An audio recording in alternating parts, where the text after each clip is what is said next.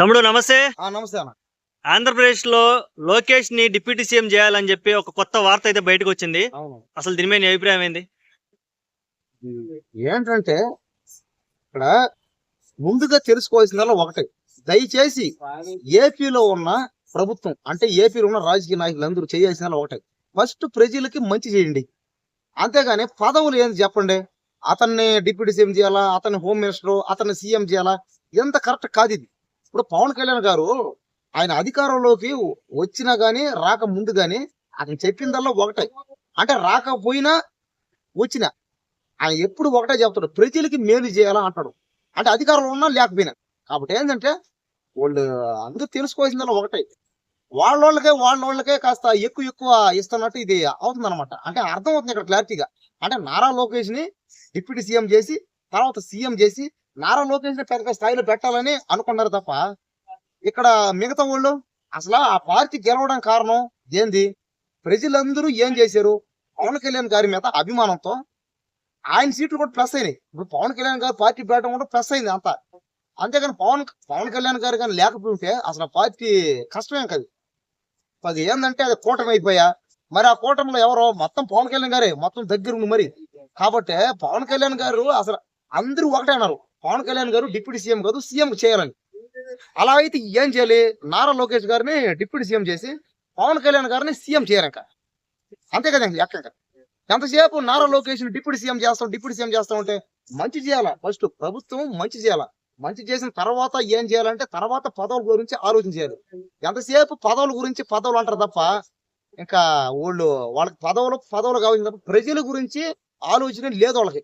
అంటే పవన్ కళ్యాణ్ మీద ఏమన్నా కుట్ర జరుగుతుందంటావా, ఎట్లాగా ఆయన దించేద్దాం అనే ఉద్దేశం? అంతే, ఇంకా అర్థం అవుతుంది. ఎందుకంటే మనోళ్ళే ఉండాలి, మన ఫ్యామిలీ ఉండాలి, మనోళ్ళే పదవులు చేయాలి అనే ఉంది తప్ప, లేకపోతే ఏంది చెప్పండి.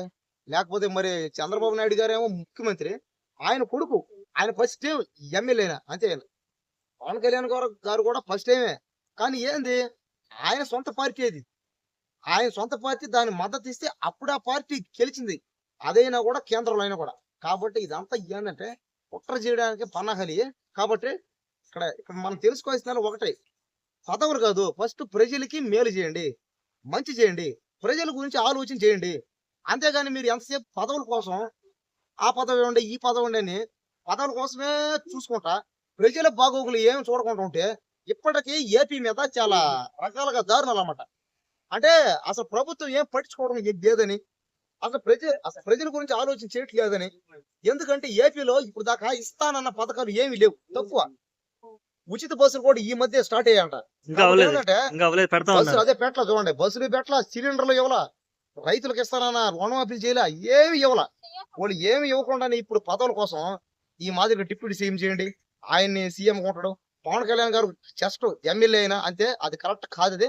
ఎందుకంటే మేమంతా పవన్ కళ్యాణ్ గారికి ఓటేసిందే కాకుండా మేము ఓటేస్తేనే వాళ్ళందరూ అధికారులు ఉన్నారు.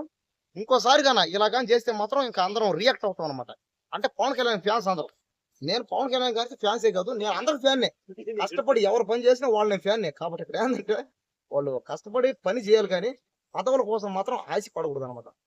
దయచేసి ఇప్పటికైనా సరే మారండి, తెలుసుకోండి. ప్రజల మీద మీకు చాలా చెడ్డ పేర్లు ఉన్నాయి. పదవులు ఉన్న వాళ్ళందరూ మారాల, ప్రజలకి మేలు చేయండి, అప్పుడే మిమ్మల్ని ప్రజలు మీకు ఆ పదవుల్లో పెడతారు. మీరు కానీ ఇదే విధంగా చేస్తే మళ్ళీ మీకు ఎవరు ఓటీరు అనమాట. ఓటైతే ఉండక ఎవడు. కాబట్టి ఏంటంటే దయచేసి ఇలాంటివన్నీ మానేసి ప్రజలకి మంచి చేయాలని కోరుకున్నాం అంతే. Thank you.